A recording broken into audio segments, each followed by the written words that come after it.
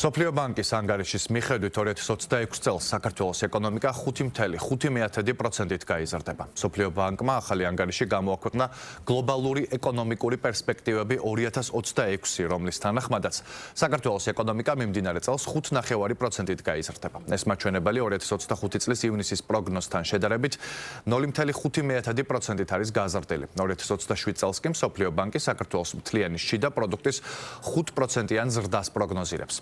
2026 წელს სოფლიო ბანკის პროგნოზით საქართველოს რეგიონის ყველა ქვეყანას უსწრებს. სოფლიო ბანკმაც გამოაქვეყნა დამოუკიდებელი კეთილსაიმედო აჩვენებლები საქართველოს მომავალთან დაკავშირებით, ეკონომიკურ პერსპექტივებთან დაკავშირებით.